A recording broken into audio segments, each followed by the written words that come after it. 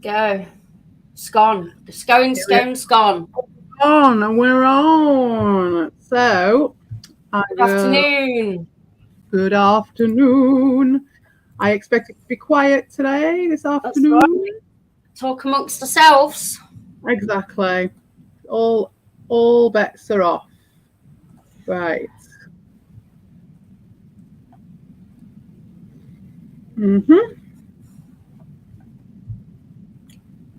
Okay, so should we watch this and have a discussion on this then?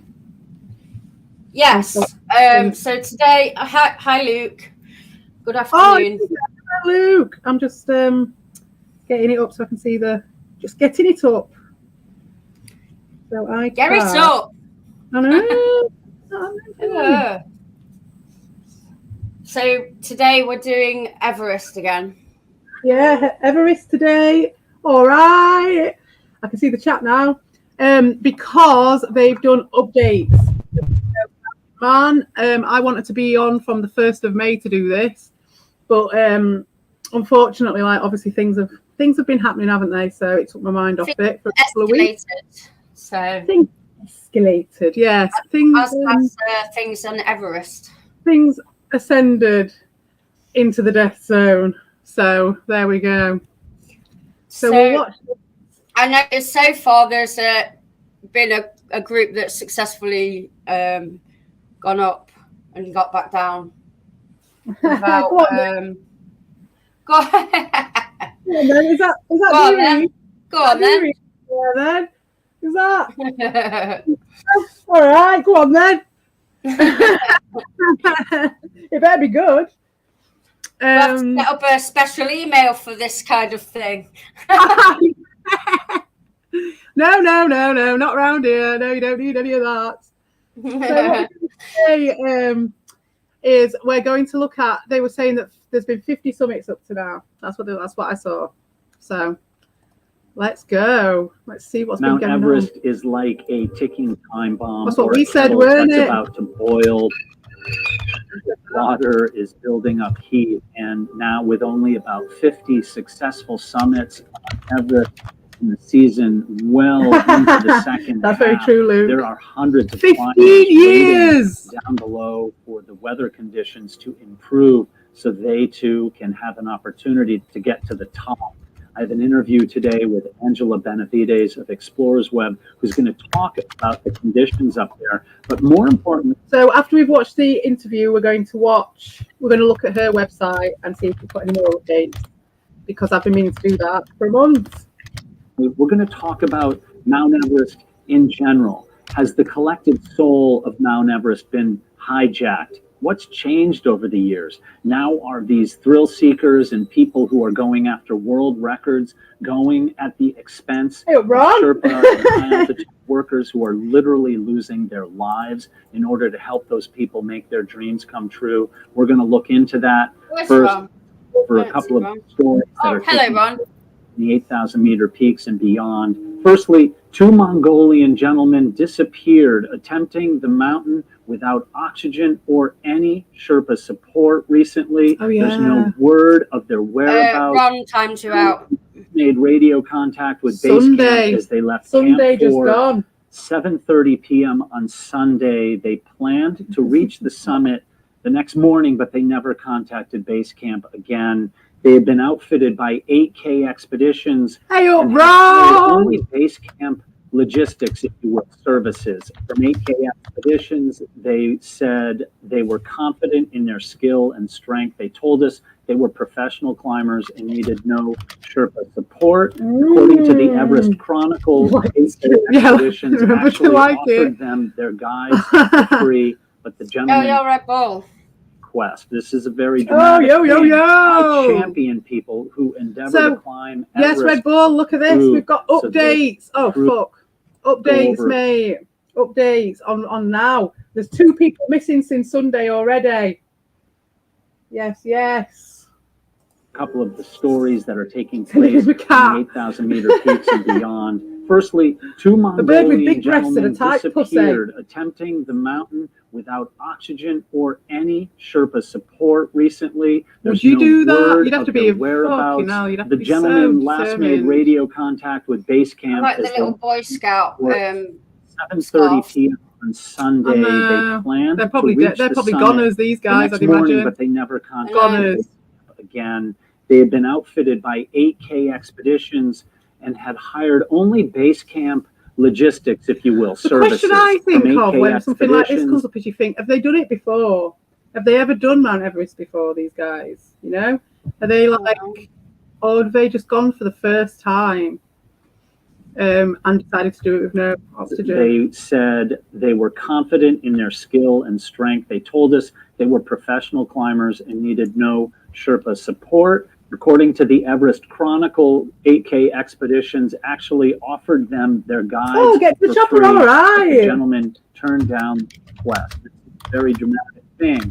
I champion people who endeavor to climb Everest on their own means, but very much like in my story, which I did last year about the area of Szilard Suhaida, having someone nearby, not to help you or assist you per se, but someone to keep an eye on you, to, if you will, there should be a smack you law across the face if you are for that. going off the cliff, literally and figuratively. Yeah, because this is the thing, is that people are tripping up there. So if you're like, you know, if you're going to any sort of like a festival or something, there's the fucking Red Cross people there. Do you know what I mean? There's the people, you've got the infrastructure. You know what I mean? If you're going to go and trip you out, Sally Army are always bailed me out at festivals. I've never come across a Sally Army, to be honest. Always the fucking Greenpeace fuckers. But Reading Festival, when I got crushed by in the Foo Fighters in 1995, not by the actual Foo Fighters, in the crowd. By the Foo Fighters, that would claim to fame. No. They stopped playing and we all, a few of us got dragged out, and then I woke up in a tent, and I was wearing nothing except for my underwear, and I was wrapped in one of them foily blankets. I got hypothermia apparently because I was soaking wet. Gave me some jam sandwiches and a pink t-shirt and some jeans. Oh, that's so nice. Yeah, it's just the banana. First aid tents. They've got people wandering about. They've got people looking.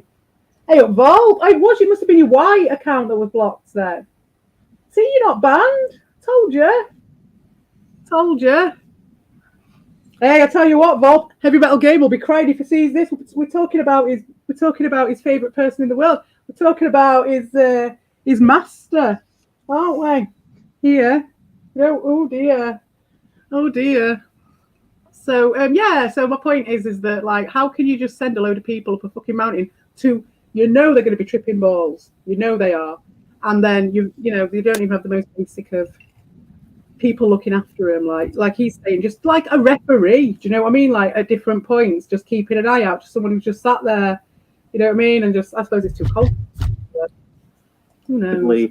Is a good idea. I don't think that takes away at all from your accomplishment. Well, my brutally honest thoughts on cooking to Ricardo Kirby for the third time in a row, and immediately regretting a couple of days later. Well, you've got to give people the rope to hang themselves with, mate. Jolt Studios. Yeah, you really do, and I appreciate the question. But yeah, what I did with that is I don't know if I discussed this with you before, but I got to a point where I saw what was happening there, and what happened with that is that in that situation, I had a liability on my hand, you see, and I was not capable of making my own decisions and my own moving forward situations in that, because I was compromised by the fact that like someone would always have the upper hand and would always be able to take whatever energy I generate or anything like that and give it to whoever they wanted. It'd be whether it's Dean, Ricardo, Albert, whoever it was at that time who they wanted to give it to, they would. And they just do it as an impulse. They wouldn't think about it. They wouldn't think about the consequences. They wouldn't do it. But I'm the one who got attacked, and I was the one who was trying to starve them. I had absolutely no control over that, because at any moment, this very, very temperamental person could just just shit the pot full, completely shit the pot full and just give it all to them. So I had no strategy, right? So in that situation, I had to make a decision because they'd already cooked to him, hadn't they? They'd already cooked to him.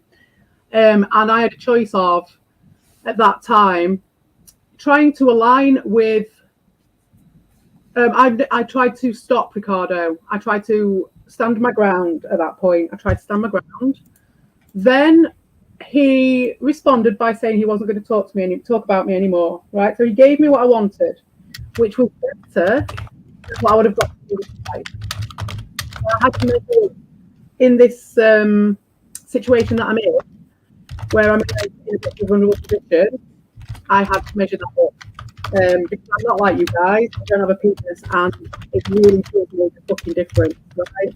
The game is very, very different for me than it is for you. And so what happened was, he is Queefster. He's your right hand cook. He's the biggest cook at the changing table, 100%, right? So then I'm just going to wait because I know that when the typing happens, my voice won't go through.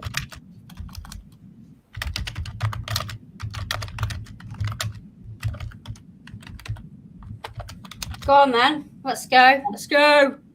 Okay, right. So I'll just finish my my point.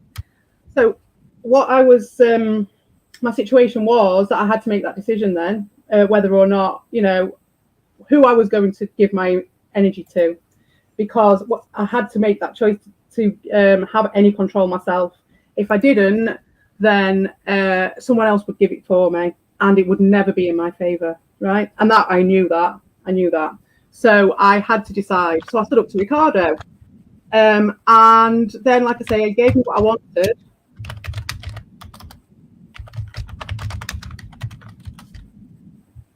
And then,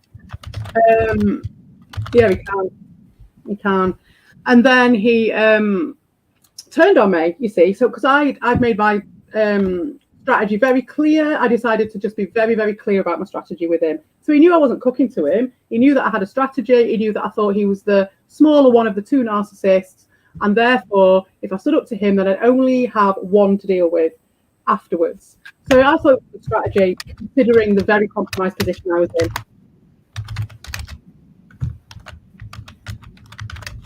in. I too am a doctor. And then obviously then Ricardo took umbrage at that. So he started making his machinations at that point, I would imagine. Yeah. So he's there thinking, oh, you think I'm the smaller narcissist, do you? Oh, you think I'm the smaller one? So what he did was, he then decided to say to me that he'd give me what I wanted and he'd shut up. And I was like, well, what can I say in that situation? All my friends have already talked to him. He said he'll stop talking about me. All I wanted was just the one narcissist to have to worry about. And so that I only had the one liability. The one thing that someone could see I'm hurt. Sorry. To him, you know? I just want to finish this point just so that I can get it done. And then, so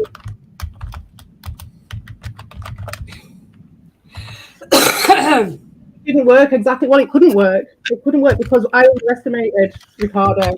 Well, you can understand, Joke Studios, what else would you do in that situation if you were me? You were being so attacked. Fucking hell, I'm going. You saw how literally everyone will turn on me at the slight. So you saw Judy, who used to be a regular around here. As soon as she saw that weakness, straight in. By the way, Judy is 56k golden, if anyone doesn't know.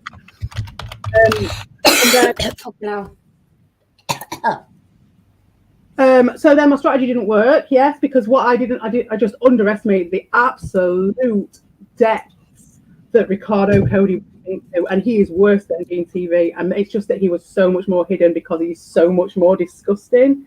It's unbelievable to find someone worse than Dick, but he is worse. He's awful. He's the black hole. He's the antimatter. He's just not. He's against the natural order. He's just he comes in contact with real life and real stuff, and he just destroys it. He just wants to destroy it. He can't even be in the same place as people. He's just well known with others, as we know, right? So now he then sits there going, oh yeah, CP, yeah, everything's fine. We had a stream together. He was fine. He play acted very, very well. That very night, he concocted his fucking story and lied.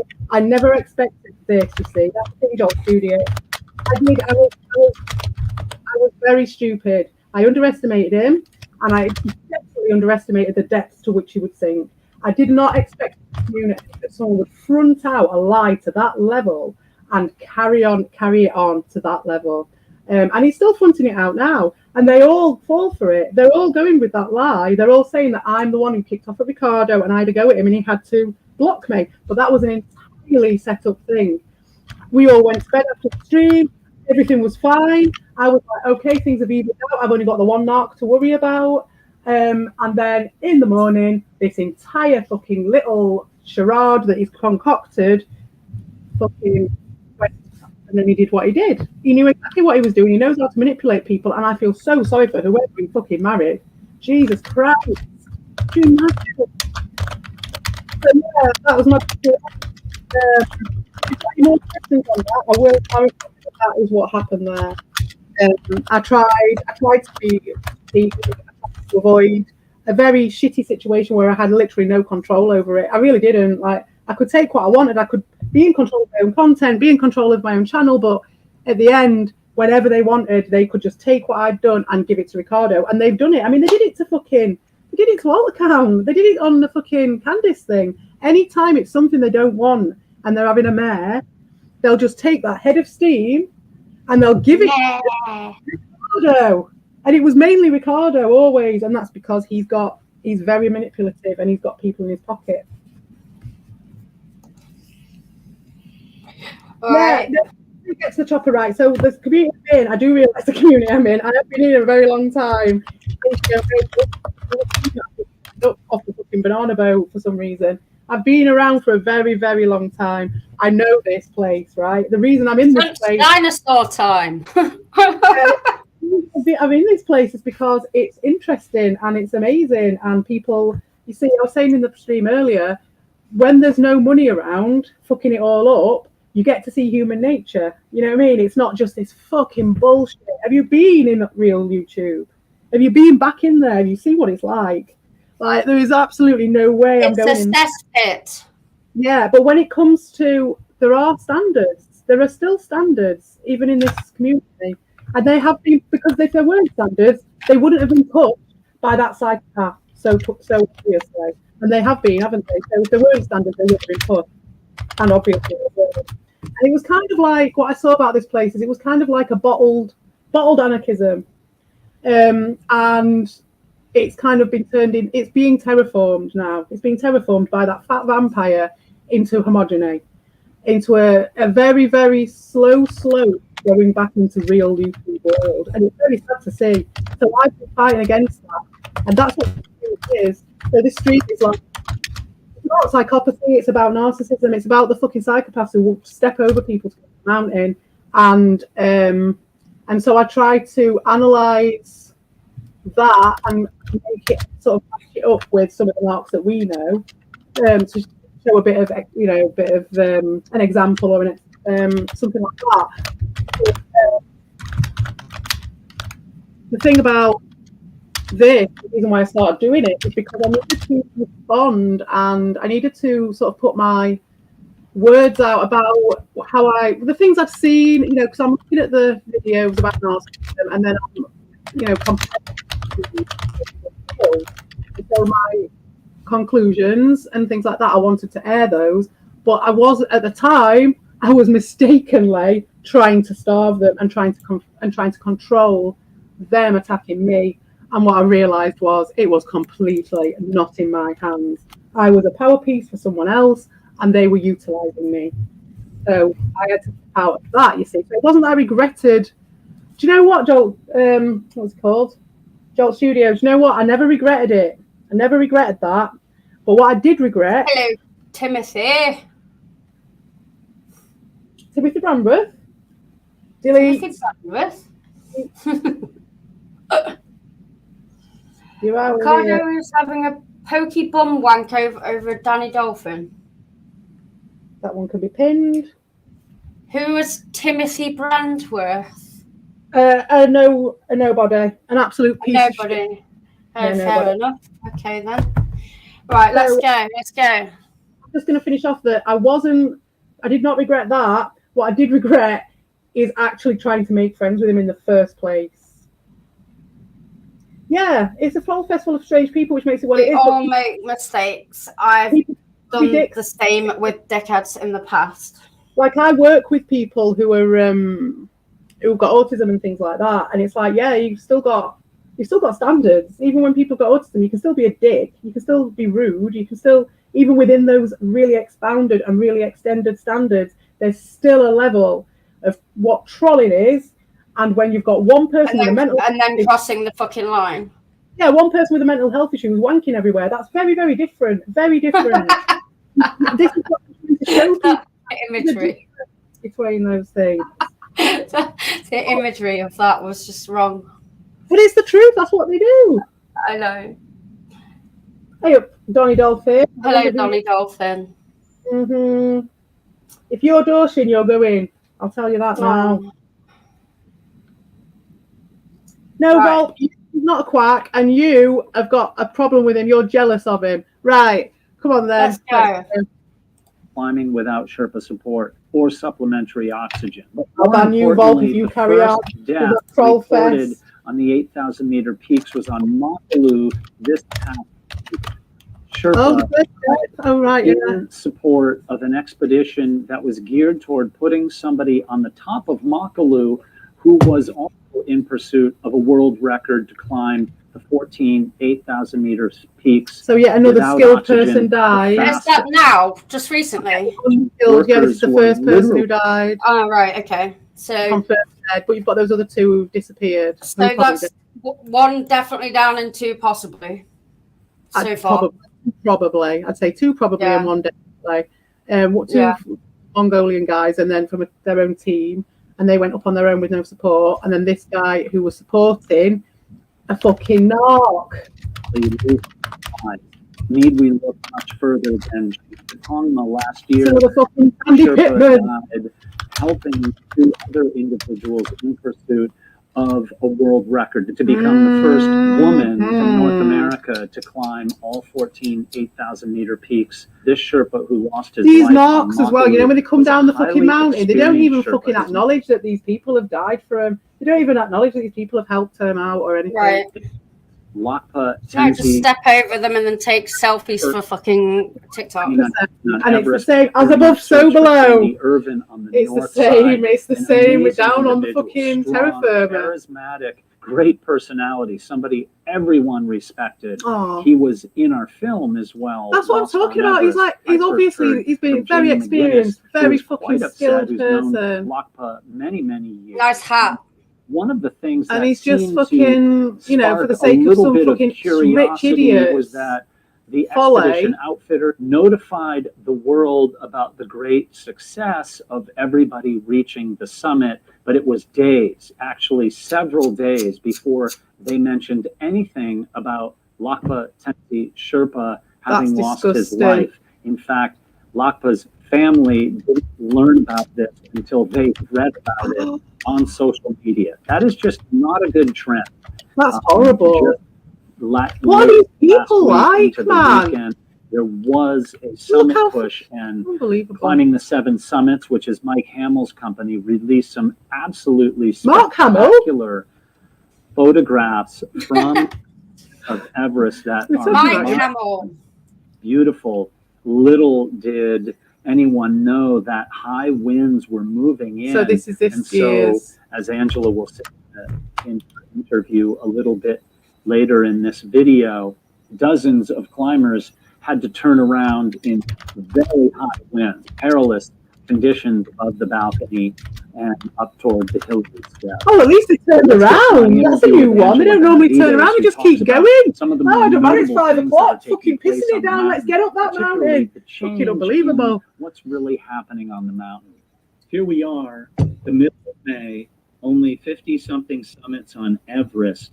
It's like a pot of water, 50 summits. like That's not much, slowly is on it? boil, and the little whistle 50. Because it's like the 200s normally, like in the season. And as those summit days. Oh, we're talking about how many? We're talking about one person, or how many people have gone up? How many people have gone up? So people must be getting really edgy up there. Oh man, and they've been sat in the fucking camp. Because in the yellow tents. Been sat in camp all this time. Now this lady knows what she's on about, right? So before you start going on at her because she's not a fucking man, she fucking knows what she's on about.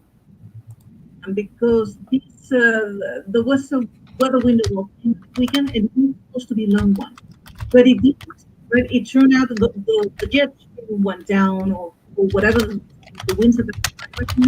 So many times it seems to plan some along through this week. They have the plans delayed, right? And every day counts, and especially if you speak about money, every day increases the costs. So the next weather window is expected for next Monday. Wow. So it's waiting all that time. Observing in the last few years, I think it's interesting, is that people don't turn around. Right? But exactly. Right now, it's like, no, I have a summit planned for something, and I'm going up. No, what do you mean you're going up? Well, that depends on the weather. That depends on how you're feeling. That depends on so many factors. But we sort of, people, or many climbers and many teams sort of take the summit for granted. And that's what is changing the whole industry and the whole logistic and the whole strategy. And that's why 45 climbers had to turn around at the balcony or even the Hillary step last Monday in hurricane winds. Come on, you don't want to be in that position. You don't want to be at the balcony on Everest with 70 kilometers per hour winds, because how that is going to be experienced to talk about, but you don't want to be there. You're probably not going to make it to talk about it. Let's see what happens. As far as the I think there'll be a lot of people. I think there'll be. I can say is none of them were accidents. There'll be. I reckon there'll be quite a few people who'll just be up at the camp, and they'll just get to the point where they'll just be like, "Oh, fuck it, all right, Vic." I suppose there probably are plenty of people that just go, fuck this shit. And you'd hope so, because after you've been up there, the thing is as well, you're going to end up... Do you get a refund if you change your mind? No, definitely not. This is what things is. One of the... Yeah, this is the problem. Hi, Rick. This is why they all go climbing up in the fucking pissing down rain. And they keep going at 4:00 in the afternoon. Like, it's bullshit. It's not the rain that I'd be worried about, it's the wind. Well, once you get up the top, it's the jet stream at the top. I mean, and the fact, it gets ridiculous weather. It's not even just the wind. It's like, sometimes it's like on that night of, I think it was 1997 or 1996 or whenever it was. No, it was the night when, what's his name died? The one that everyone stepped over. I forgot his name again. David Hall, was it? I'm not sure. But that night, apparently, that the space actually came down, so the atmosphere was lower, which meant because they were so high, they were that's the sort of fucking weather you have to worry about up there.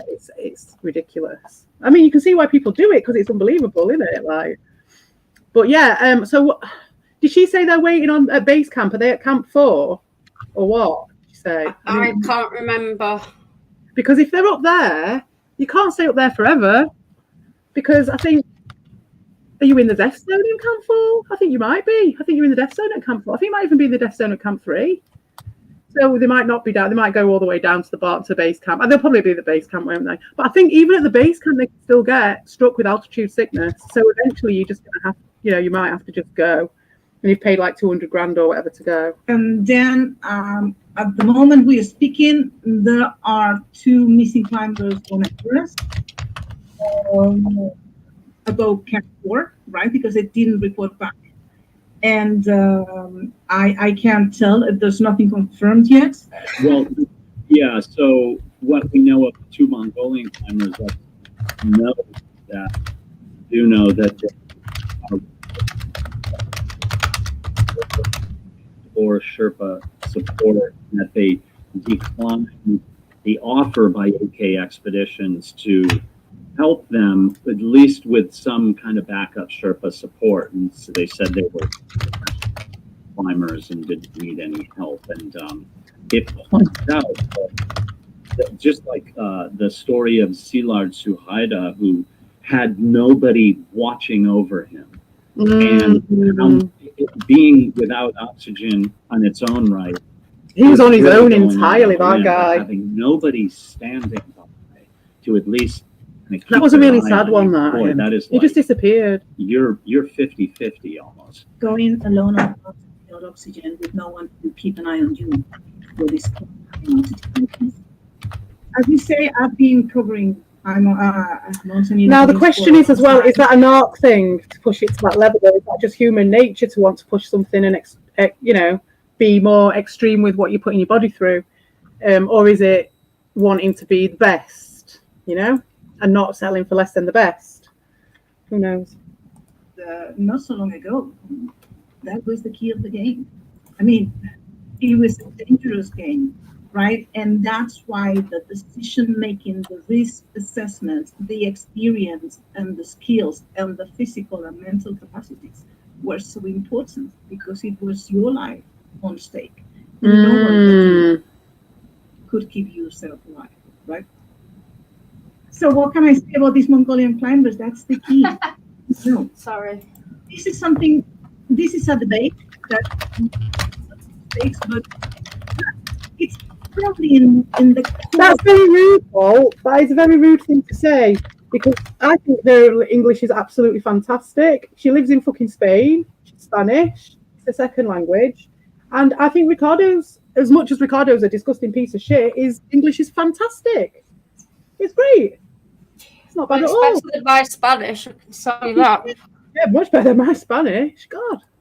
What, and I mean, how many languages can you speak fluently then, Bolt? Or I would say 1.5, because I can speak a little bit of Spanish. I can non-speak loads of languages. Like I can talk shit.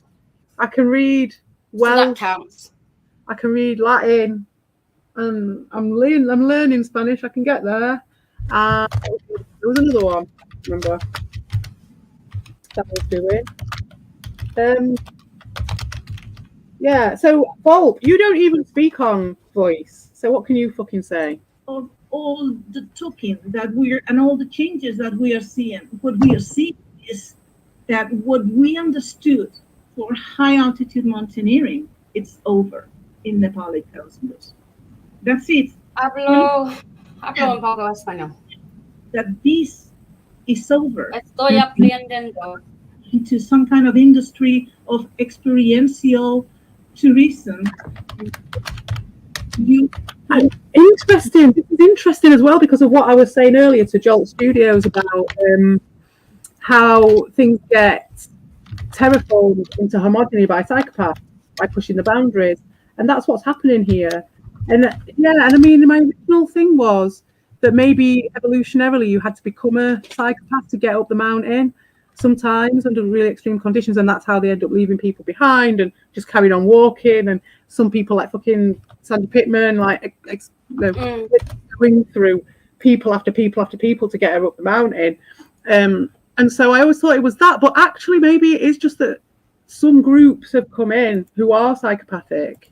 This is like just a possibility, and then terraformed the whole thing with money, same as Dean, using money, using power and influence, just bought in on people who don't really, the people who live up there. The infrastructure that was there before was not massively money orientated, I'd imagine, because they ain't got much money up there, you'd imagine, or they probably do now, but they didn't do. And it was like she was saying, like the going up there and being in charge of yourself, and that going up and walking up the mountain, that's not happening anymore. It's just going up and queuing on your coach tour, your Saga coach tour. So it's very interesting. I think it does have a reflection on YouTube in general, as well as, just all this stuff. It's about that homogeny, and that these people are so dominating, and they just want to push all those boundaries so much, and then they want to be in their safe zone. They don't want to go back from that. So, there's just no chance. You just have to sit there and watch everything just get destroyed. That's why I want to put up against people like Dean. Yeah, it makes sense. To make mandatory climb, right? Like they do in Tibet. And you know, on the north side of Everest, they do. You just set a foot on Everest. On the north side, you haven't climbed at previous 8,000, right? There we go, you see. And no oxygen climbs are banned. In Nepal, they will need to decide.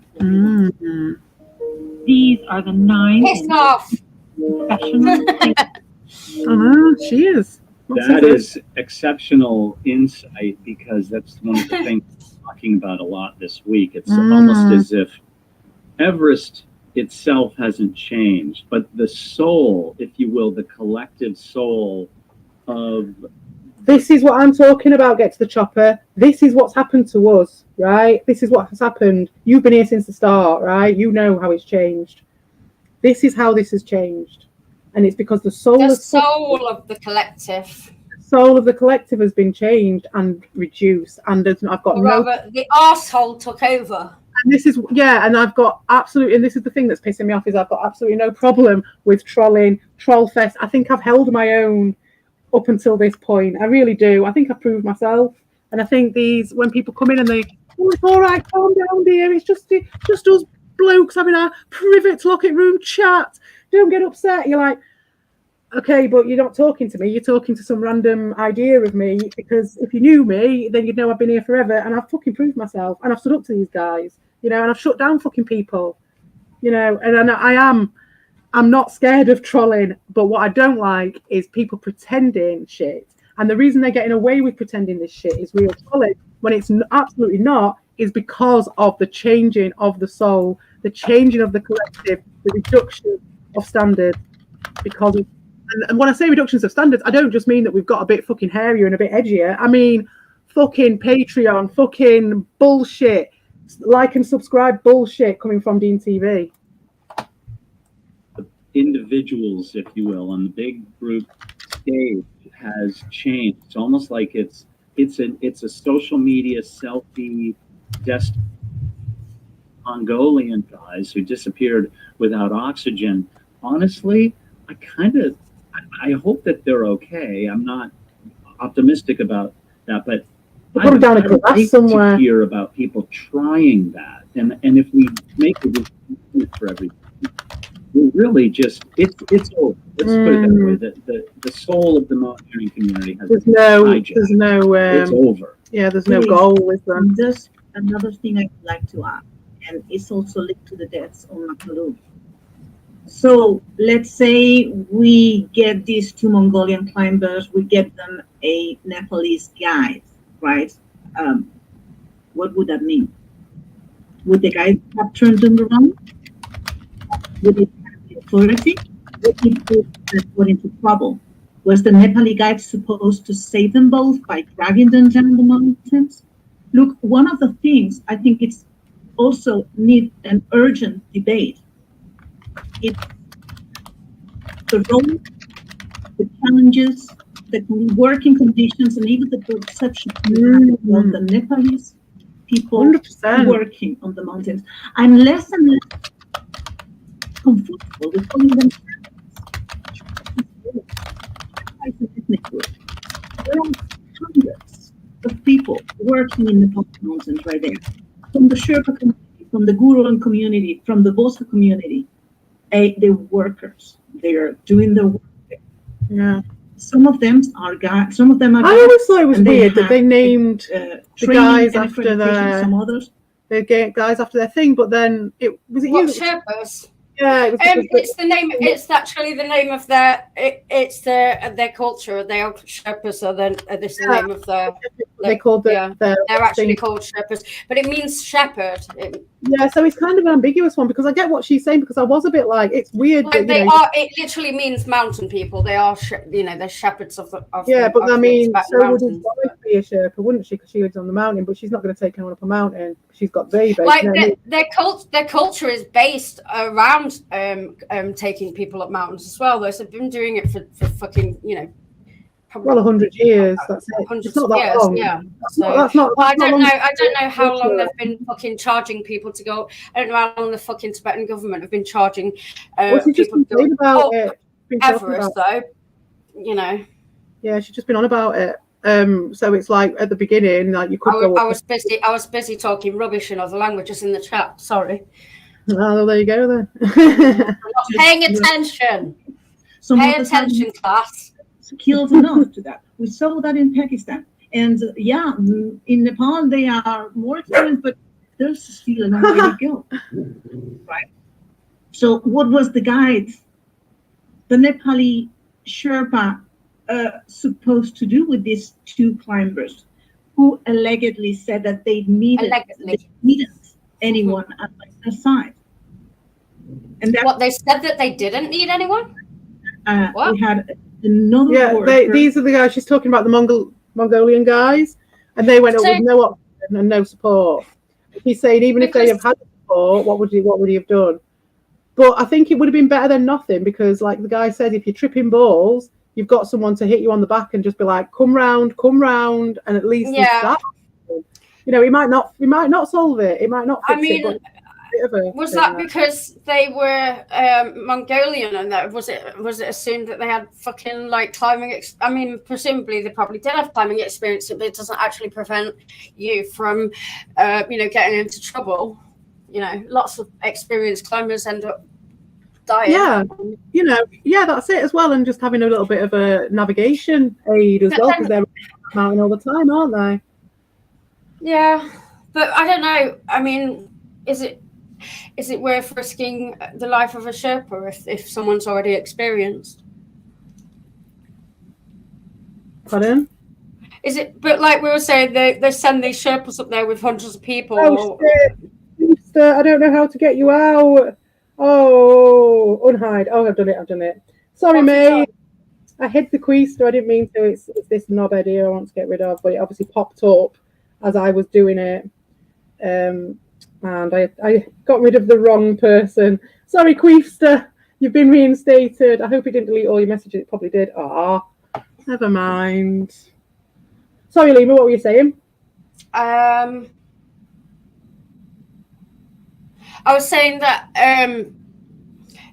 if someone is really experienced, it's their choice to go up, and you can get a permit to go up. So, and it's just a risk that you take, isn't it? So, that's what they're debating whether to ban going up with no oxygen. Well, I mean, why would you do that anyway? Like, it's. How would you do what? What ban people from going up? No. I mean, why would you go up there without that?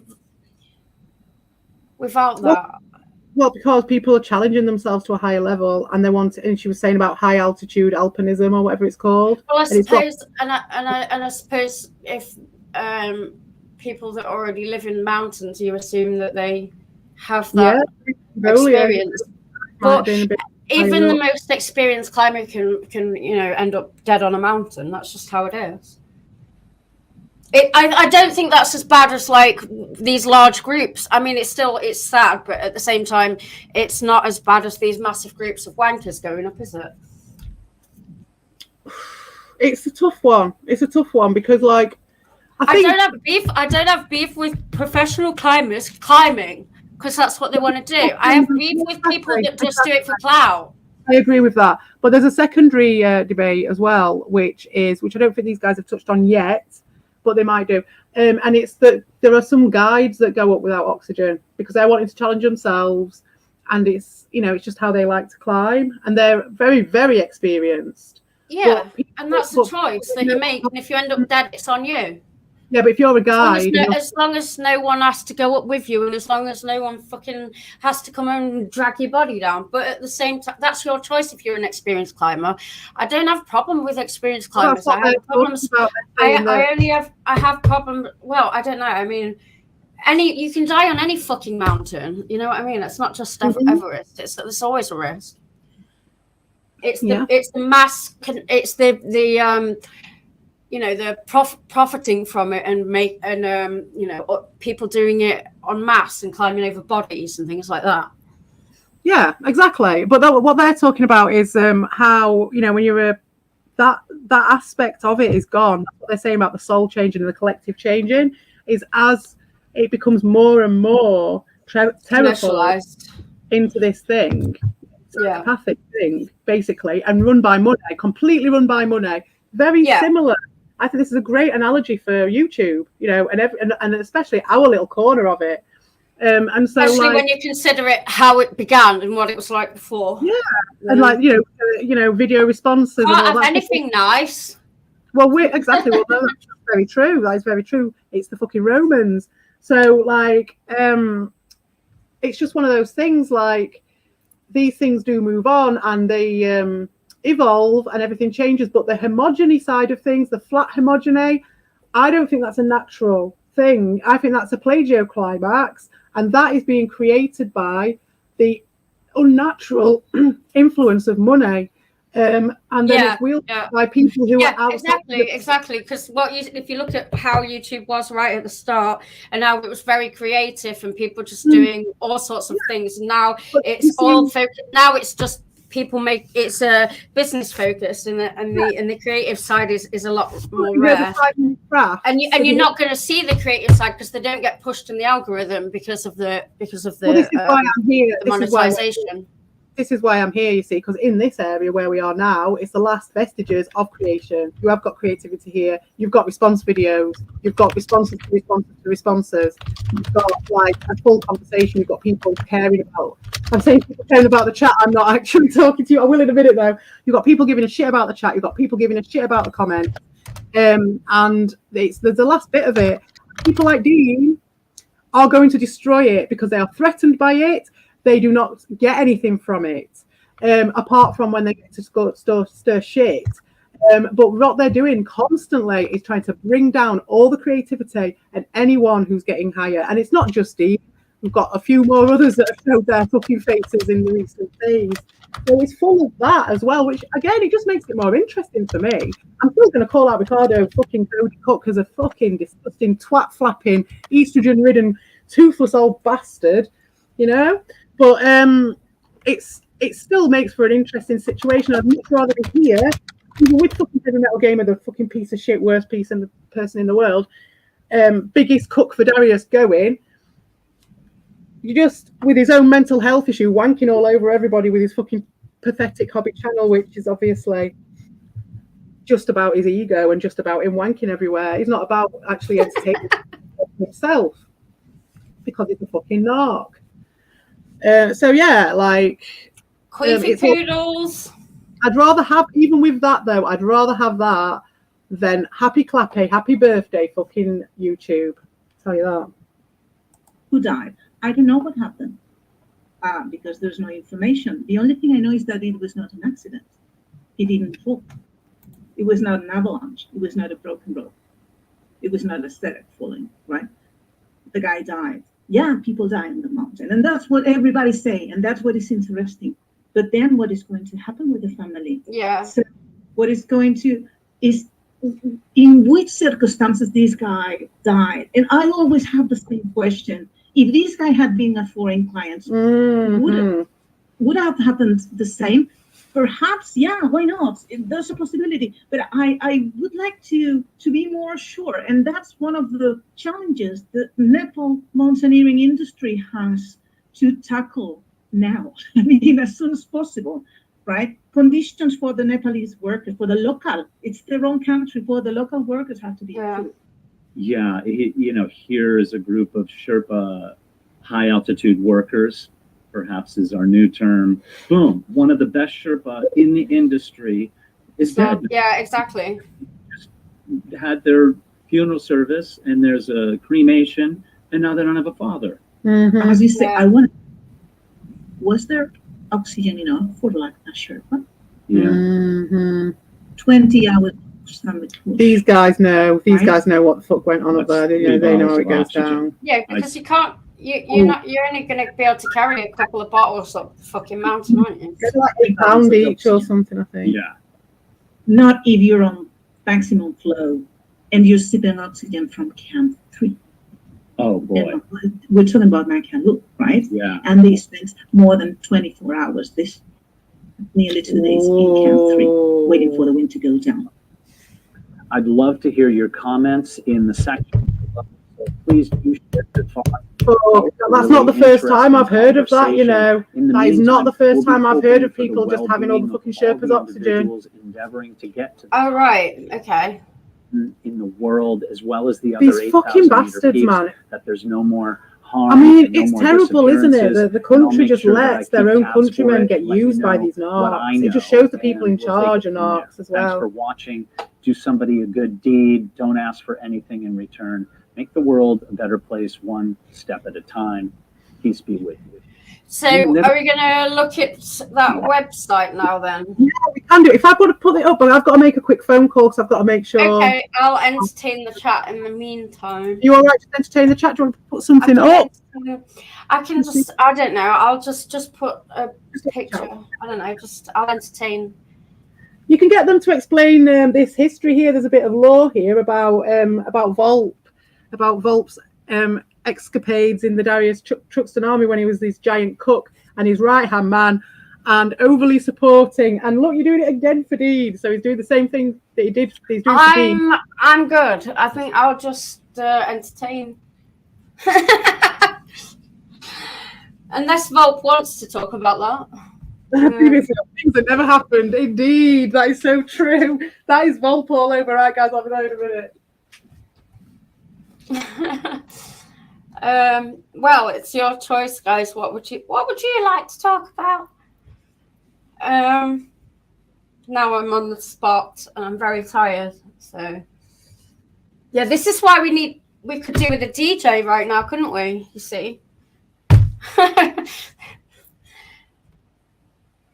Volp speaks the truth 100%. I mean, okay.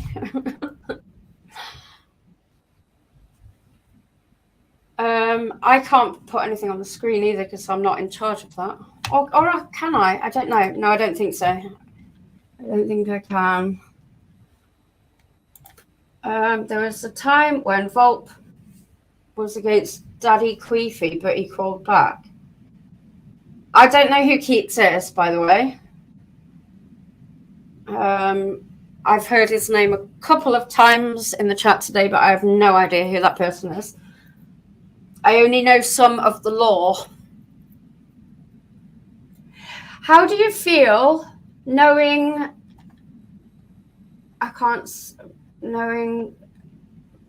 my lover Ricardo is a big piece of shit?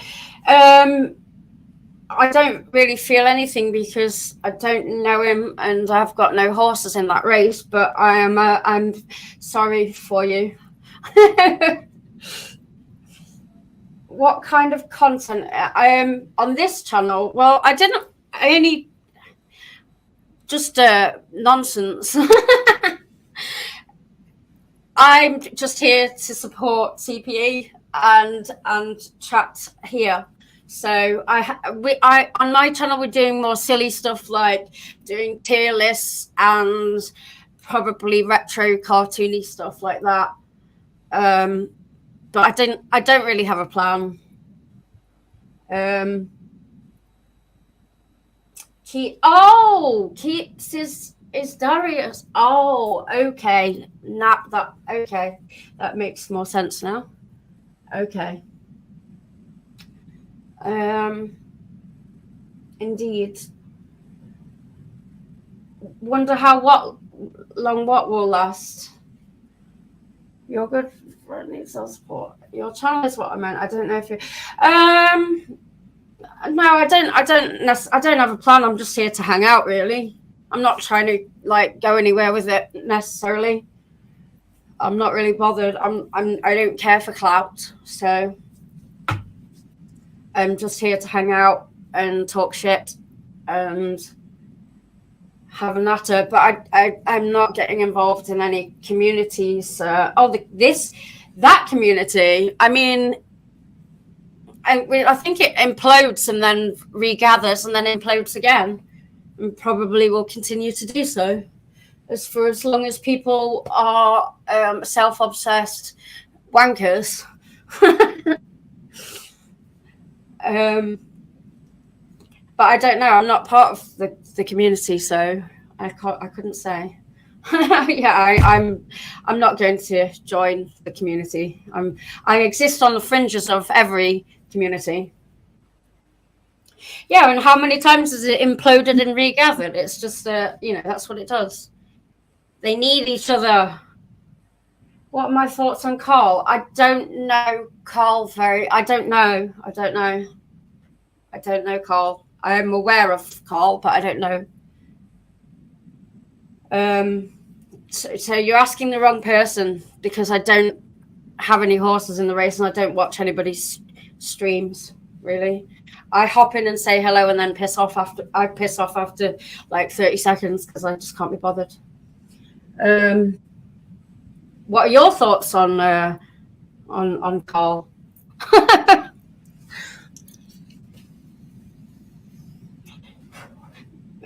I can't voice that. It's like a meow. I don't know what that sound is. What's everyone else's thoughts on Carl?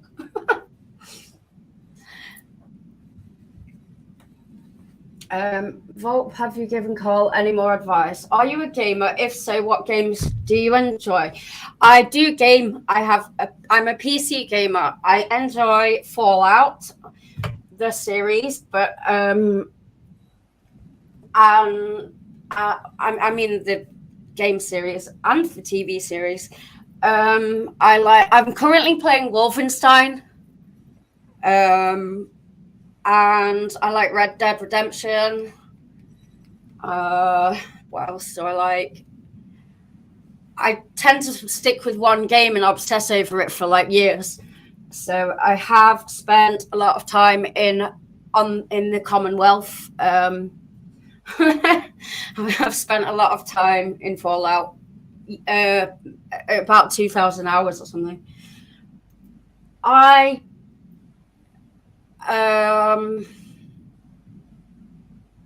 get bored quickly with games, so I like open world games mostly. But I am enjoying Wolfenstein: The New Order currently. That's fun. SpongeBob, I love SpongeBob. Yeah, that was power. I've met SpongeBob and Patrick in real life. It wasn't just people in costumes. It was the real SpongeBob and Patrick. Oh, it was the best day ever. Look at this guy.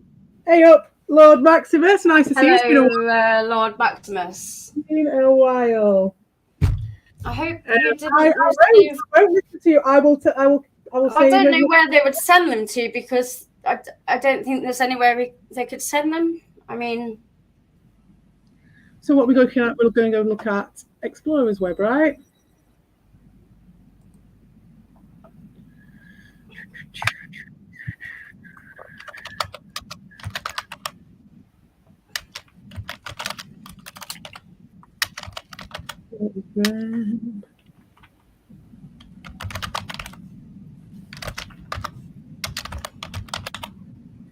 Yes, I'm not one for genres either. I'll just do whatever, like whatever's good, whatever I like.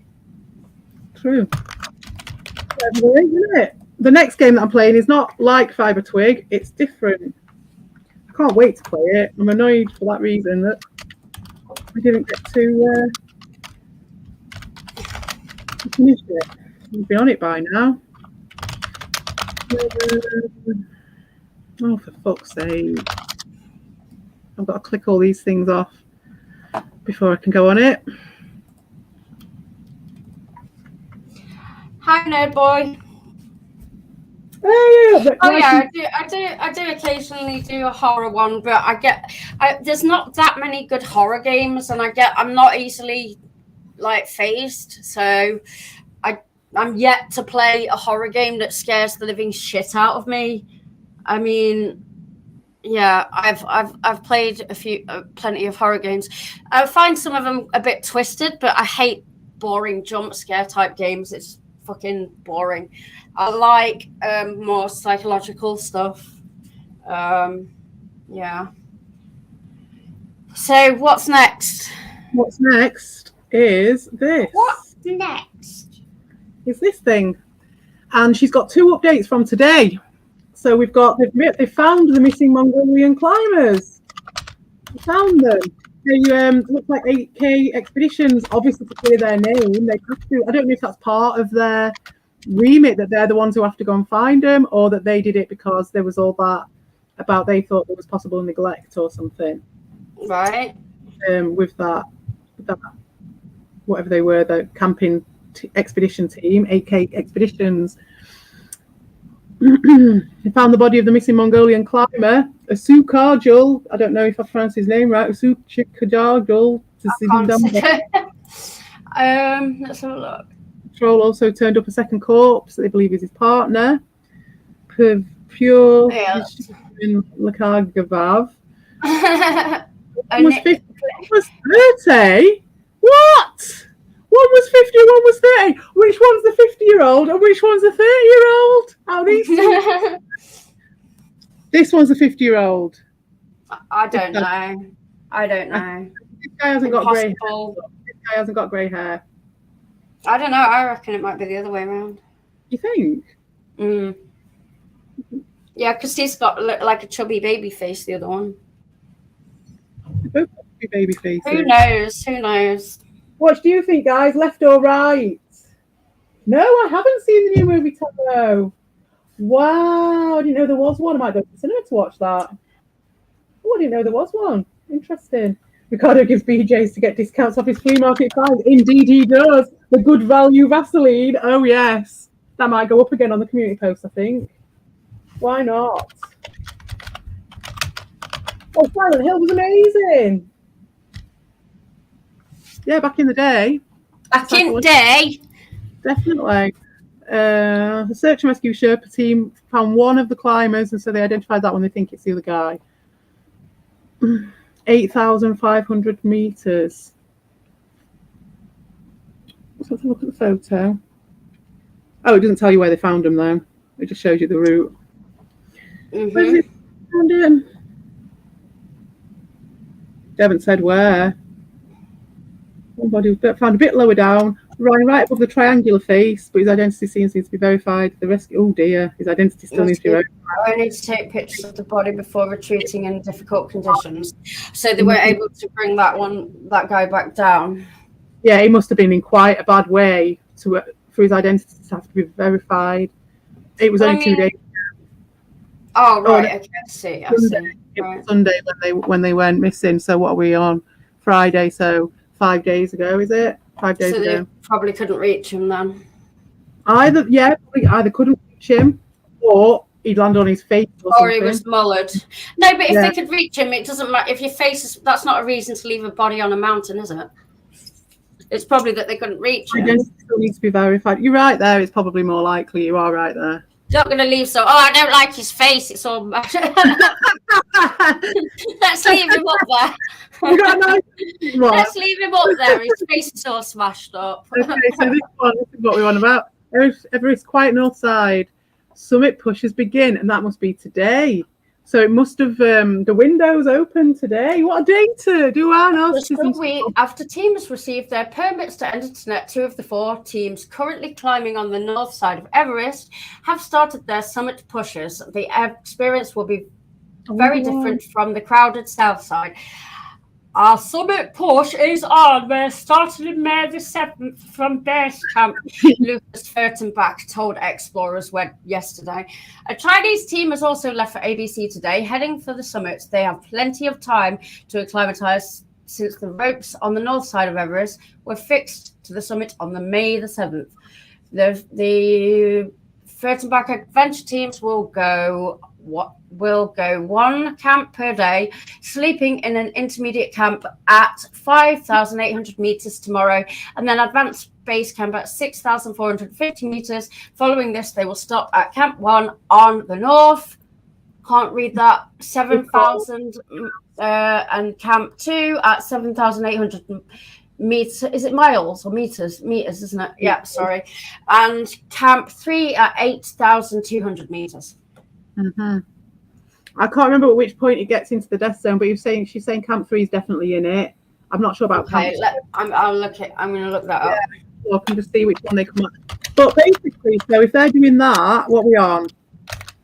This is the Furtenbach people, right? So we're on May the 17th. They're setting off. So going the one death camp. zone. The death zone is generally tagged at 8,000 meters. Oh, 8,000. Or 26,000 feet. So it's Camp 3 then. So just underneath, maybe some people might need that extra support because it's just under 8,000 there. So is that when basically it's the air is unbreathable? Yeah, you're in the death zone. All the conditions there. It's not just the oxygen, but that's a big part of it. But plus it's just fucking harsh, extremely harsh, and so harsh. Yeah, and you end up with the altitude. It's the altitude up there as well. So the pressure. High chance of meatballs and death. Yeah, well, it's the air pressure, high chance of that edema, that edema. And so because it's like your heart attacks and strokes and impaired judgment due to lack of oxygen. Massively.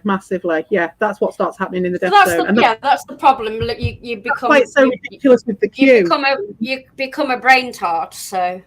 Yeah, you do, and that's why they were saying about going up brain tarts on mountains. Yeah, well, exactly. And so when you're saying about these skilled climbers, some of these people are already brain tarts. Oh, they definitely are. But what I'm saying is, when you were saying about the skilled climbers going up and that being all right, it's kind of what they're saying about having someone to keep an eye on stuff is kind of necessary if you're going to. It still needs facilitation, I think, for people to be able to go up there with no oxygen. I mean, yes, of course, it needs. Absolutely, yeah. Like I don't think nobody should be going up there without oxygen because when you're really needs. It doesn't matter how fucking how trained you are. You if you get into a situation where you really need it, then why not have it? That's ridiculous. Oh right, sorry, Joel. Studios. I will in a minute. I'll just finish this with Lima, and then I will. I promise you.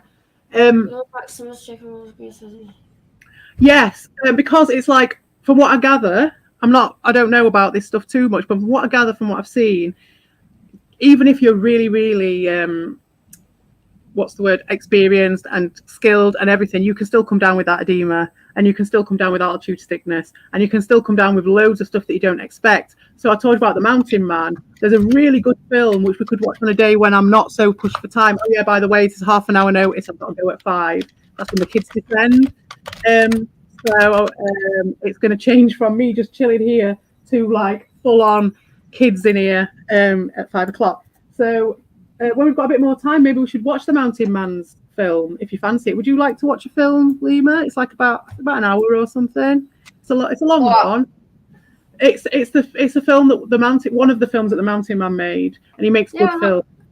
And I won't go into it then, but I'll show it shows you how even when you're very, very skilled, if you make a mistake, which everybody does, especially under conditions which are changing all the time and unexpected conditions, then you are fucked. You know, even if you're skilled. That goes for any mountain, but in particular this one because of this, its height and the extreme conditions. It's because of the tight weather window. Because of that. I mean, every mountain has its own little mini climate. Every large mountain, you have microclimates, so you can't. It's impossible to predict things. Yeah, exactly. But I think what is a massive thing with this is that queue. That queue in the death zone. It's just a lot more dangerous than a lot of other places. So dangerous. But they were saying as well, it's always a risk. It's always a fucking risk. People die when they go hiking, and that's true. Anywhere. The point is like, will people risk it anymore to go and have this experience of conquering this mountain when really all you're doing is, like what they're saying is, it's just being massively commercialized, so there's just nothing to it anymore. No one who's actually a climber. Yeah, it's not special anymore. It's just like it's been done. You're just doing it. Do it? Yeah. How are you even going to do it? You're just going to have to join on to the end of the fucking queue. Unless you go your own and like go round them, which is like pretty much impossible in some places. Get in the queue, shit in a blue tent. Yeah, shit in a blue tent. Right, I'm looking now. I just wanted to finish that, okay? I'm looking at Joel's. Yep. Coming up. Hi, meow meow. Really? You didn't know Joel Studios? Right. Last time I spoke to Hayat, he told me he was off YouTube, and he was just doing Rumble and BitChute. That's the last time I spoke to him. I'll contact him and I'll see how he's doing. Is he getting harassed? I didn't know.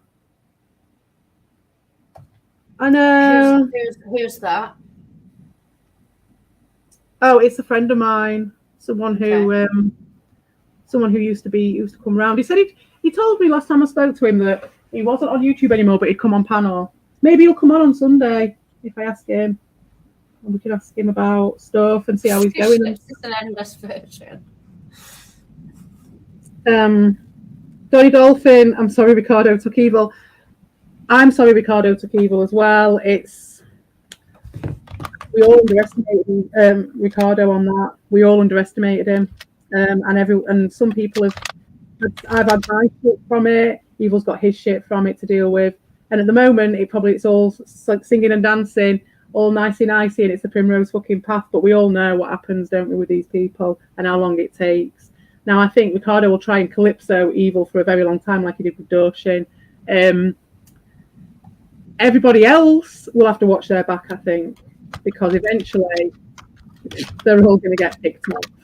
Or they're all just going to go because Ricardo is just so dominating. And there might be people who are just enabling him to such a degree. This is what I was in the situation in my situation. My fight wasn't with Ricardo originally, was it? But in my original fight, it's like people enabling those people from within, from the enemy within. You've got the person. It's not an enemy, but it feels like it because it's just like at any moment this person could just do this, and that will happen at Ricardo's as well. And anyone who's trying to be, arm's length with Ricardo, still be friends with their friends, but kind of trying to keep themselves safe, they're going to struggle because Ricardo isn't going to be having anybody who isn't fully cooked. Well, we can just look at Dean as an example. Do you know what I mean? So I'm sorry that Ricardo took evil. We should all be sorry because we're all going to suffer for that. And whatever happened to me, at least I can stand in my own truth now. I can stand in my light, and I've got my mates, and I've got, it showed who people were, and I can go forward stronger and safer, knowing very well what's going on and what the risks are in this environment, and knowing them well. Whereas Evil is not. He's got it all to come. He's got it all to come with Ricardo, and I'm sure he'll have a lovely time for a bit. And it's his own journey. Do you know what I mean? It's not for me to stop him from having that. But it's a journey that he's going to go on. So yeah, maybe I'm not sorry that Ricardo took evil because at the end of the day, they are friends. They do get on with each other, and we all have to come to our own decisions, don't we? We all have to come to our own and have our own experiences to make our own judgments. And maybe Evil thinks the sacrifice is worth it,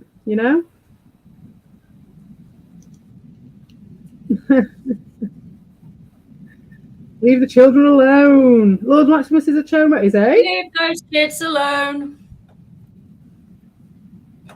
Oh, God, really? Oh, is that true? Is that true, Get to the Chopper? Did that happen, or are you just joking? Yes, level 1 line is an endless legend. I agree. No, he didn't. Well, I don't know. See, the thing is with Hayat, is what you're doing there, Donny Dolphin, is you are just literally fanning a narrative made by a fucking vampire for his own benefit, right? But didn't his ex say that, or is this nonsense? At the time, I'm sure that shit went down. Do you know what I mean? As I've said to Hayat before, like nobody has, when you're younger as well, you have a fucked up relationship. Who knows what went off, right? But my point is I am not going to, like you, fight people's battles, stand and be their flying monkey, because everybody knows that the reason why that person was dragged out and all their past experiences and pain and suffering was dragged out in front of all these people who couldn't give a shit was not for the benefit of the lady or of Hayat or of anybody apart from that fat fucking vampire. Oh yes, yeah, Ricochet got a new roommate, meow meow. Oh yes, he did. In his private rooms, his privet rooms. Oh yes, only in the privet rooms though. Did you see him in that thing when he was just literally he was grabbing people, random people, and just going, "Will you come and have a private chat with me? Will you come and have a private chat with me?" It's ridiculous. I did an upload about it. I haven't actually put it out yet, but I may as well, hadn't I? I might put it up. Yes, he did. Yes, he did. But it was unknowing. I think he was lied to and played. He was lied to by. I mean, if I didn't get it, and I'm trying to analyze this, and I was strategically going in on Ricardo, Evil's not going to get it. Evil's not going to pick up on the fact that the level of the lying, that he's literally living in a lie, you know. So it's like, yes, he did betray me in the sense of I did nothing but support that man and help him out and just be a friend, and what he's done is a betrayal. But I forgive him for it, because what I'm annoyed with is that he's still ignoring me, still completely ignoring me. I'm not pestering him or anything, but it's just ridiculous that someone could come and do that and then just carry on as if like nothing's happened and be completely ignoring of it, which is what these people do in real life. Walk away and what's it? A rolling stone gathers no moss and all that shit. But on the internet, it's different, isn't it? So it's just a very strange thing to do. I'll give over, Vol. That's bullshit. Yeah, well, of course she's going to say that, isn't she, Vol? And of course that's going to suit Dean, so it's going to be pushed forward. If you carry on doing this Dean propaganda, you're going to be banned again. Oh God, Vol, this is bullshit. Because yeah, she said it herself. But you are omitting a giant part of the conversation, which is that he went and got her, sat her on his knee, and coerced her, led her. If she just came up and did an upload on her own, like Candice had, then that would be very, very different, wouldn't it? To someone leading someone. Volp, you've seen enough TV, you've seen The Bill, you've seen these programs, you're not supposed to lead the fucking witness. If the CP If Cassandra was asked by someone like Tommy Tirica, would I believe her then? Candice talked to me with her. No, Candice I didn't watch Candice's upload. I pointedly did not. I watched Candice's. I didn't watch Candice's thing with Dean because that's pointless. I watched Candice's upload in her own voice, in her own words that she made. And I did. I took her word for it because she put her own channel behind it. She put her own face behind it. She did it the lot. It was for her. She did that for her. Yes, she might have a bit of an opinion with other people, but she did that because she wanted that fucker to be destroyed because he had done that to her. Right? Now, whatever happened between those guys is something different. That's not one person abusing another person for 15 years for a start, proven photos, right? That, and also coming out of their own mouth. That is someone, a very vulnerable person. Yeah, come on now, let's do this. That's a very vulnerable person being coerced and dragged out of the fucking bushes by fucking Dean for his own benefit. And his little mealy voice and his gleeful little voice just fucking coercing her and encouraging her. Now, I'm not saying that what she said is untrue, because I don't know. But if she makes her own video, or she comes and speaks to us about it, or she speaks to someone else about it, then I'll fucking have way more time to believe her than going back through him. So I will believe anyone under any circumstances way more than anybody sat on Dean TV's knee. I don't think you understand how much of a fucking manipulative bastard this person is. I really don't. Here we are. See you. Stop me ranting. I can say hello. What's Donny Dolphin asking? So asked, by someone like Tommy Yumiko, would I believe her then? It's an interesting one. So if Cassandra had gone by Tommy, I would have definitely had a lot more time for it. Yes, I would. Yeah, I would.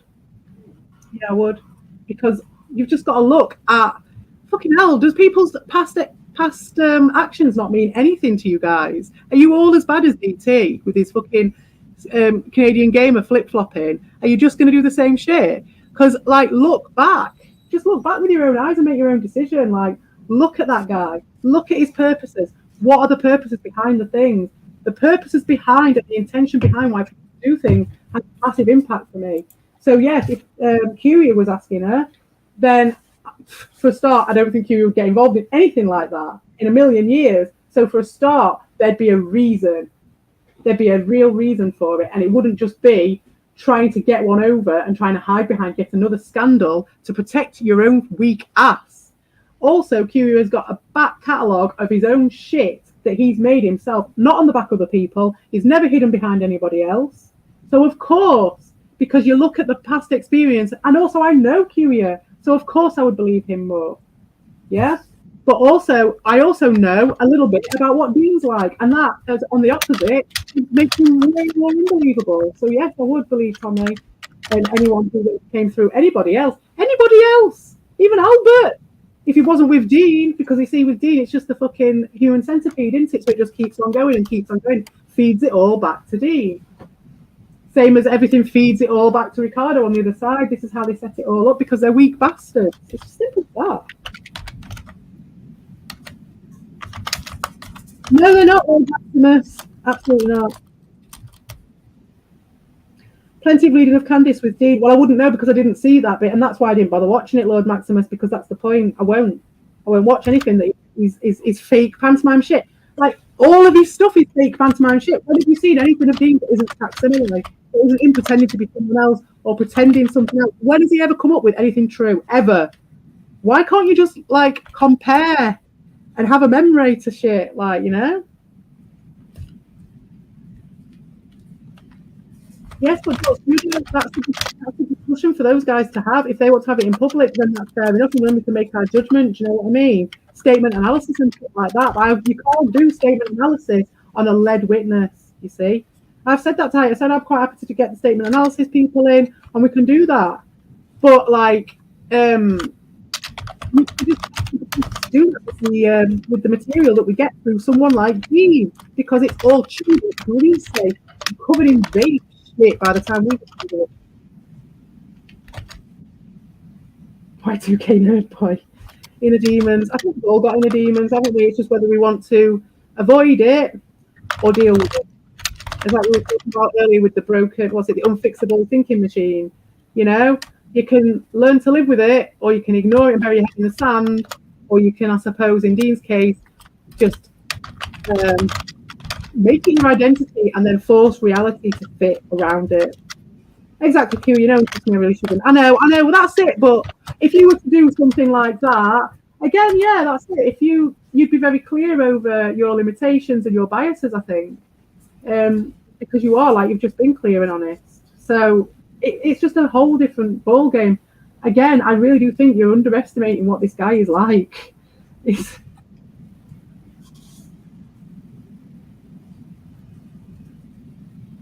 What? CP against rape? That's not even me. That's CP. That's not me. Yes, exactly. Donny Dolphin, that's true. Because he is that unworthy. He is that untrustworthy. Give me an example where he's done something honest and true. His whole channel is bought and paid for. The strikes, the copyright strikes he puts on people, even those are fake. Everything is fake. His son having his father-son beatdown, that's fake. He's not even his fucking dad. Yeah? So that's what I'm talking about here. Use a bit of fucking discretion. Just because you're trying to have a gotcha and compare it, that because I have a problem with any information. It's like, okay, so you're going to go to, like, I don't know, a police place that's doing a recruitment drive, and you're going to go, oh, isn't it terrible? You're going to hire this person, but you're not going to hire that person over there. Well, there's a reason why you have a recruitment process, isn't there? There's a reason why you have CVs. There's a reason why you have questions to find out what people do. There's a reason why you have psychometric testing. There's a reason for all of that, Donny Dolphin. And for you to disregard that is either ignorant or propaganda, in my opinion. To say one's better than worse, yeah, exactly. Get to chopper. I wouldn't say better or worse at all. Are we going to watch this film? I love Pinball. No, I can't watch it today. We'll have to do it another day. Oh, right. Okay. Cool. Because it's 5 today. But on a day when yeah. We'll watch that one, because on that one, you know, people make mistakes, and it's just really interesting to see how easily that can happen. So yeah. So I was just trying to work out what the next day was, when they were supposed to summit. So they're on the 17th, starting, which is today, and they're going to go 1 camp per day, and they're doing intermediate 1 on the 18th, advanced camp on the 19th, camp 1 on the 20th, camp 2 on the 21st, and camp 3 will be the 22nd then. So we're looking at the 22nd, possibly, or the 23rd. They're going from camp 3. Ah. Okay. Oh, from here they'll launch their final push. Oh, they are going from camp 3. May the 23rd. So, yeah, there was one team has gone up and come down, I think, at least. Yeah, they're saying that they've had 50 summits up to now. So I don't know if they went up the north side or the south side. I don't know. The only team planning to summit that day, not counting the crowds from the south side, that they will meet at the top. Exactly. Right. The Chinese will surely head for the top around the same time. So that's interesting, isn't it? So I didn't know that. I thought there was still quite a few people coming from the north side. So which side is the one side that's more difficult than? Yeah, presumably, because it's a fucking mountain. But the thing, I'm trying to think about with the Sandy Pittman one. Did they get them up the north side or did they go up the south side? I'm not sure. Surely had the top around the same time. The other two, Chimbalaya and Alpenglow expeditions, may pick a later summer date. So they're the two that are still waiting at whatever camp that is. I'm assuming base camp. Since they need to do some they're still needing acclimatization. Apparently, when they're up there, they're just eating Snickers sandwiches. That's it. Because I think your appetite goes.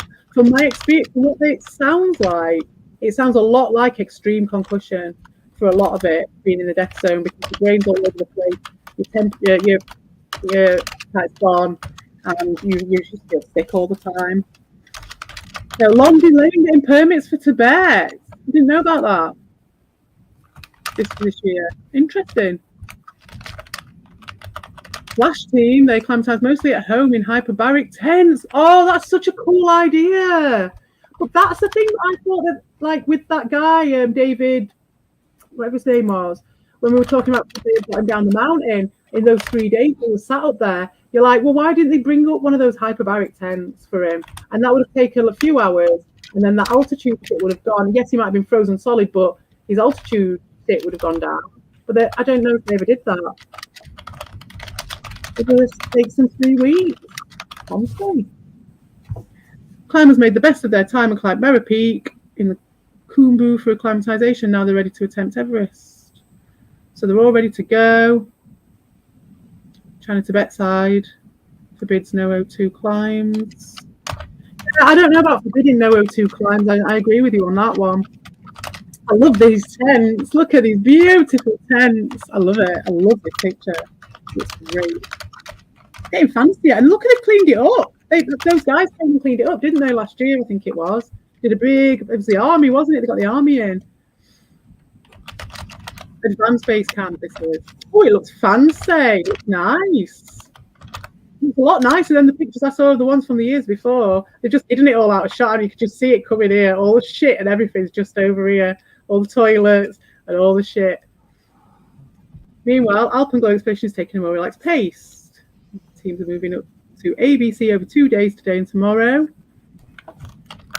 They're in base camp now. We will spend a couple of mellow days. Blue tents are for poop, Kia. They are. I'm going to get that picture though, and I'm going to filter it and put blue on it. I'm going to have that picture. I love it. I just love the forms of Mandelbrot. I love it. A couple of mellow yellow days in advanced base camp at 6,450 meters, and then we will begin a rotation to sleep at the North Pole, which is where the shit happens. Meanwhile, Sherpa will begin stocking oxygen at Camp 1, 2, and 3. As organised. So they're getting prepared, but yeah, like, we're only hearing about the north of people. What about the south people? The weather looks fantastic for the next week, so we'll get a few people up there, won't we? I wonder what's happening at the south. We need to have a look at that. I wonder why she hasn't done that. I wonder if she doesn't focus on that stuff. Use the time to get ready for a summit push. Ballinger explained, we will not summit until late May or early June. 11 summer clams and 10 more aiming to reach the North Pole. Plus 4, so that's going to be like 35 people going up the mountain in one go on the north side. Wow. Oh, it looks lovely. Look at that. Oh, here we are. Look, this is the picture. Is this advanced base camp? What is this one? Oh, fuck off. North side.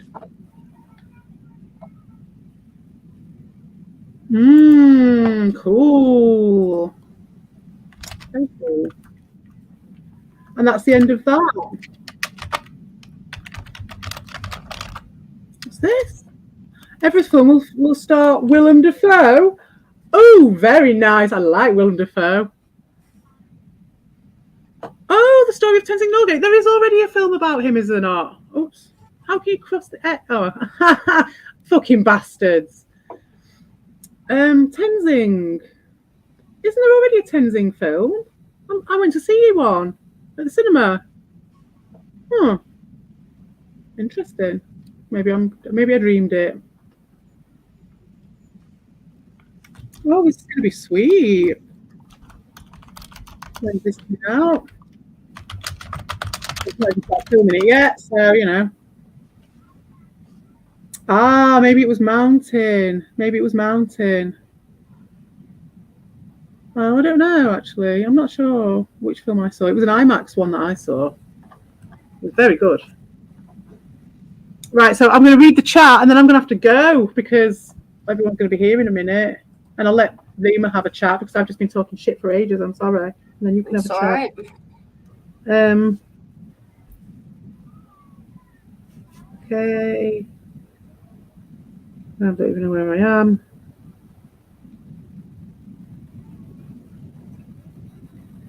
I don't know that person, and if they did ever want to talk about it, I would be more than happy to listen, but I don't know them.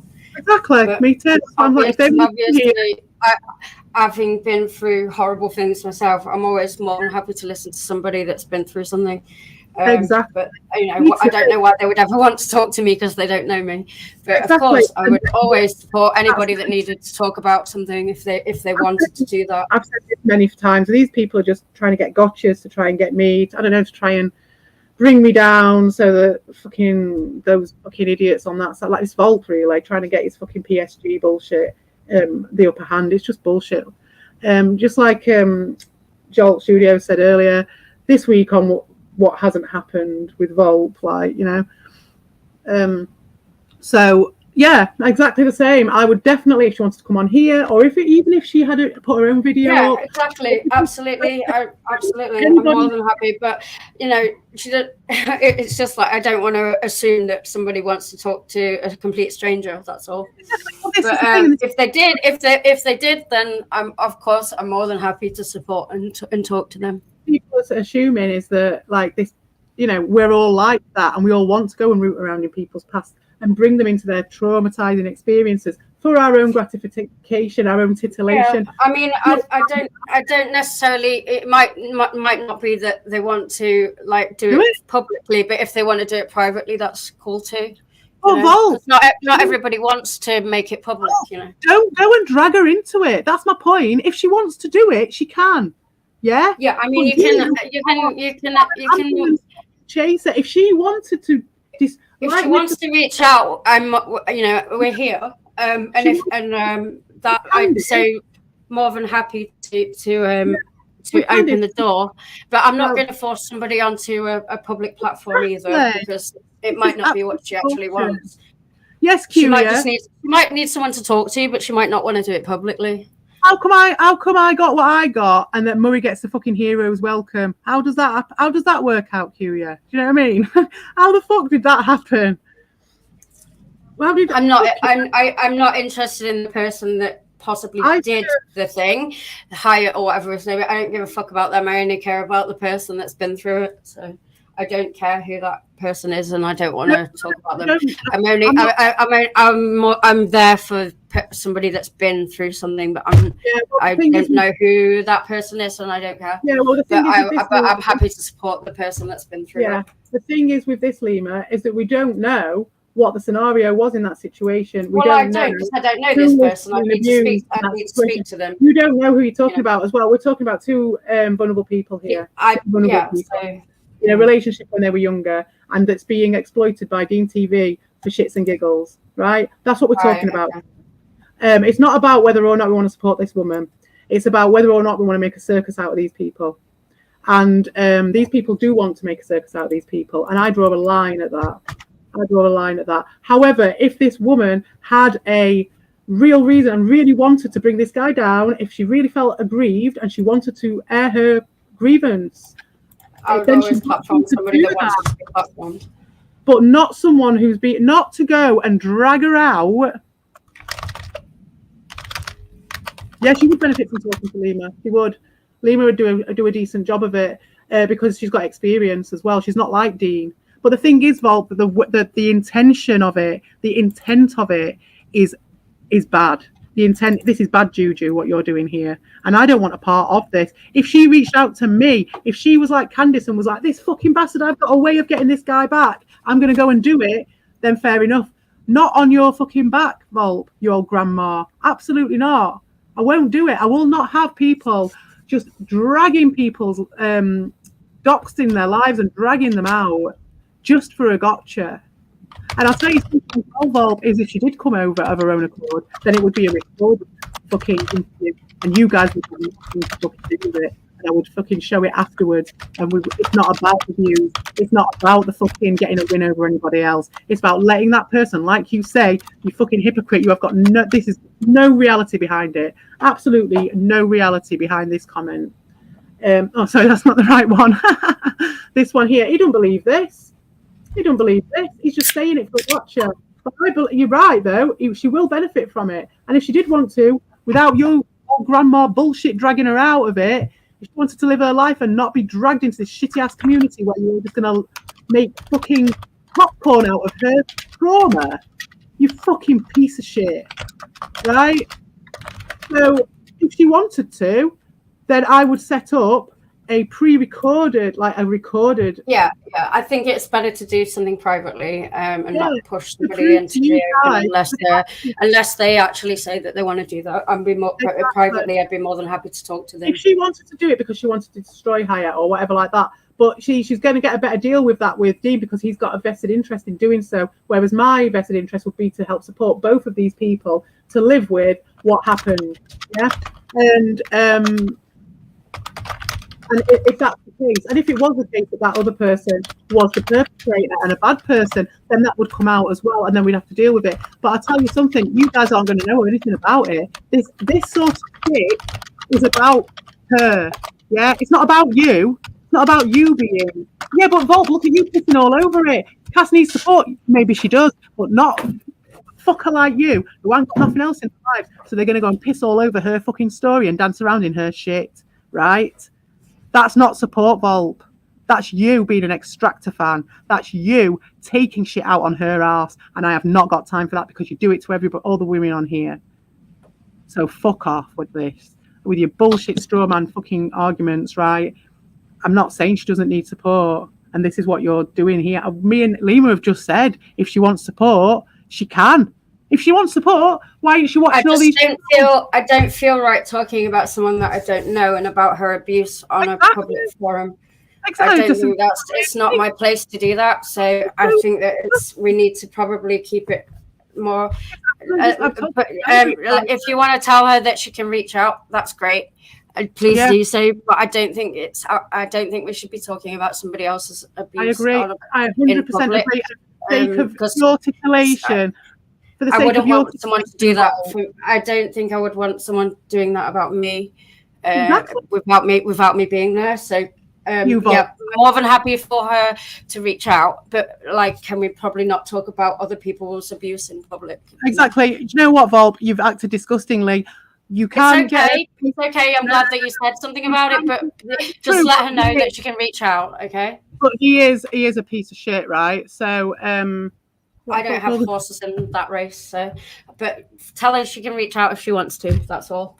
Yeah, she can reach out, but believe me, you guys aren't getting no titillation from that. Any support that goes to those guys is going to come individually from me and Lima, yeah? And you guys might get something back from Cass if Dean manages to drag it out there. But you ain't going to get anything from us, all right? If she wishes to have a public platform, then that's her choice, and I would support That's her choice. it. I'm not having anything to do. I don't want to talk about somebody else, especially someone that I don't know. Let her go too. It's not right. I got rid of him because he's doing this isolation thing. He's trying to divide and conquer, and I'm not having it. He's trying to do this like, oh, I'll talk to Lima, not you, CPE. Like, fuck off, mate. I can see what you're doing a mile off. Fuck off. I've already enough of that with fucking Ricardo. So, mate, I am well trained in the ways of the dark narc. So, Volp, you ain't got a chance. So, on that note, Cass, you know, you can watch these videos at any point and reach out to any of us. And if you do, we will offer you support, but it will be on an individual basis and very discreet, and it will not involve any of these 50-year-old sacks of shit. All right. So, yeah, on that note, Lima, do you want to say anything before I go? No, top of the morning to you. It's afternoon now, so it's really evening. It's getting on the evening. Yeah, I've got a